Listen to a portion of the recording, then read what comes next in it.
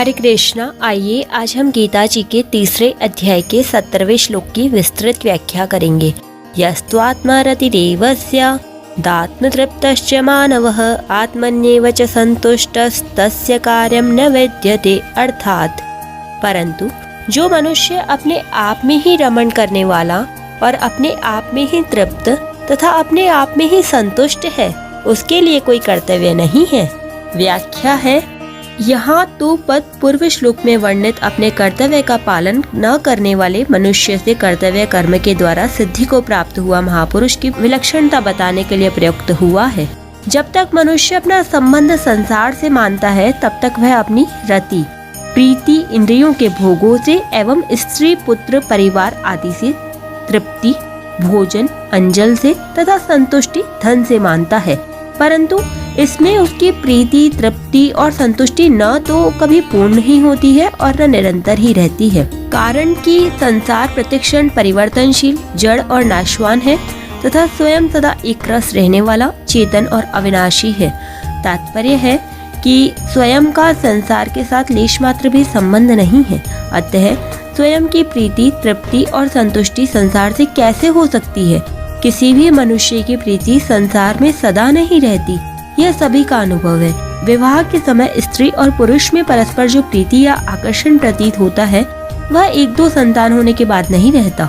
कहीं कहीं तो स्त्रियां अपने वृद्ध पति के लिए यहाँ तक कह देती हैं कि बुढ़ा मर जाए तो अच्छा है। भोजन करने से प्राप्त तृप्ति भी कुछ ही समय के लिए प्रतीत होती है। मनुष्य को धन प्राप्ति में जो संतुष्टि प्रतीत होती है, वह भी क्षणिक होती है, क्योंकि धन की लालसा सदा उत्तरोत्तर बढ़ती ही रहती है, इसलिए कमी निरंतर बनी रहती है। तात्पर्य यही है कि संसार में प्रीति, तृप्ति और संतुष्टि कभी स्थायी नहीं रह सकती।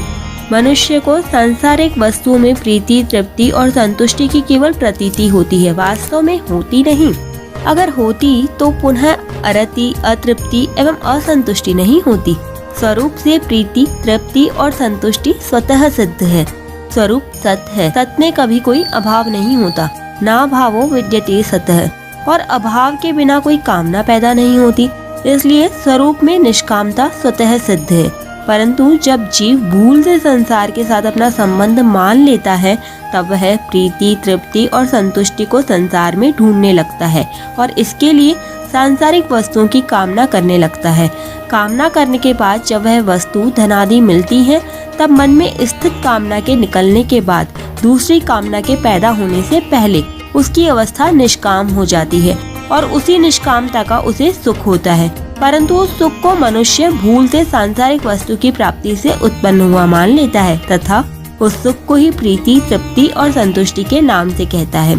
अगर वस्तु की प्राप्ति से वह सुख होता तो उसके मिलने के बाद उस वस्तु के रहते हुए सदा सुख रहता, दुख कभी न होता और पुनः वस्तु की कामना उत्पन्न न होती।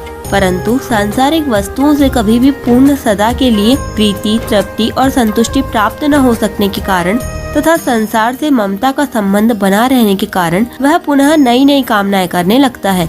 कामना उत्पन्न होने पर अपने में अभाव का तथा काम्य वस्तु के मिलने पर अपने में पराधीनता का अनुभव होता है। अतः कामना वाला मनुष्य सदा दुखी ही रहता है।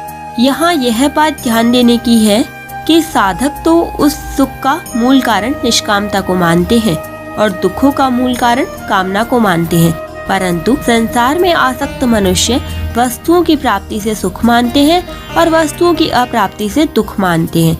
यदि आसक्त मनुष्य भी साधक के समान ही यथार्थ दृष्टि से देखे तो उसको शीघ्र ही स्वतः सिद्ध निष्कामता का अनुभव हो सकता है। सकाम मनुष्यों को कर्मयोग का अधिकारी कहा गया है। कर्मयोगस्तु कामेनाम। सकाम मनुष्यों की प्रीति, तृप्ति और संतुष्टि संसार में होती है। अतः कर्मयोग द्वारा सिद्ध निष्काम महापुरुषों की स्थिति का वर्णन करते हुए भगवान कहते हैं कि उनकी प्रीति, तृप्ति और संतुष्टि सकाम मनुष्यों की तरह संसार में न होकर अपने आप स्वरूप में ही हो जाती है, जो स्वरूपतः पहले से ही है। वास्तव में प्रीति, तृप्ति और संतुष्टि तीनों अलग अलग न होते हुए भी संसार के संबंध से अलग अलग प्रतीत होती है। इसलिए संसार से संबंध विच्छेद होने पर उस महापुरुष की प्रीति, तृप्ति और संतुष्टि तीनों एक ही तत्व स्वरूप में हो जाती है। भगवान ने इस श्लोक में 2 बार तथा आगे के श्लोक में 1 बार एव और 6 पदों का प्रयोग किया है। इससे यह भाव प्रकट होता है कि कर्मयोगी की प्रीति, तृप्ति और संतुष्टि में किसी प्रकार की कमी नहीं रहती एवं तत्व के अतिरिक्त अन्य की आवश्यकता भी नहीं रहती। तस्य कार्यम न विद्यते। मनुष्य के लिए जो भी कर्तव्य कर्म का विधान किया गया है उसका उद्देश्य परम कल्याण स्वरूप परमात्मा को प्राप्त करना ही है। किसी भी साधन, कर्मयोग, ज्ञान योग और भक्ति योग के द्वारा उद्देश्य की सिद्धि हो जाने पर मनुष्य के लिए कुछ भी करना, जानना या पाना शेष नहीं रहता, जो मनुष्य जीवन की परम सफलता है। मनुष्य के वास्तविक स्वरूप में किंचन मात्र अभाव न रहने पर भी जब तक वह संसार के संबंध के कारण अपने में अभाव समझकर और शरीर को मैं तथा मेरा मानकर अपने लिए कर्म करता है, तब तक उसके लिए कर्तव्य शेष रहता ही है। परंतु जब वह अपने लिए कुछ भी न करके दूसरों के लिए अर्थात शरीर, इंद्रियां, मन, बुद्धि, प्राणों के लिए, माता पिता, स्त्री, पुत्र, परिवार के लिए, समाज के लिए, देश के लिए और जगत के लिए संपूर्ण कर्म करता है, तब उसका संसार से संबंध विच्छेद हो जाता है। संसार से सर्वथा संबंध विच्छेद होने पर उसका अपने लिए कोई कर्तव्य शेष नहीं रहता, कारण कि स्वरूप में कोई भी क्रिया नहीं होती। जो भी क्रिया होती है संसार के संबंध से ही होती है और सांसारिक वस्तु के द्वारा ही होती है। अतः जिनका संसार से संबंध है उन्हीं के लिए कर्तव्य है। कर्म तब होता है जब कुछ न कुछ पाने की कामना होती है और कामना पैदा होती है अभाव से।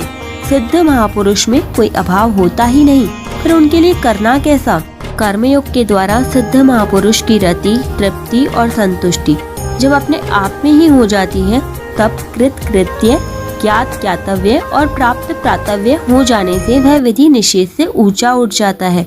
यद्यपि उस पर शास्त्र का शासन नहीं रहता, तथापि उसकी समस्त क्रियाएं स्वाभाविक ही शास्त्रानुकूल तथा दूसरों के लिए आदर्श होती हैं। यहाँ तस्य कार्यम न विद्यते पदों का अभिप्राय यह नहीं है कि उस महापुरुष से कोई क्रिया होती ही नहीं।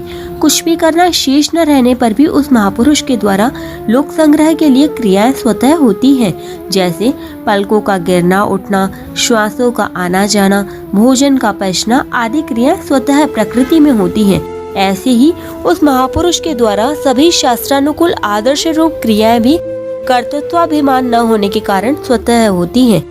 यहाँ परिशिष्ट भाव यह है कि कर्मयोगी निस्वार्थ भाव से संसार की सेवा के लिए ही संपूर्ण कर्म करता है।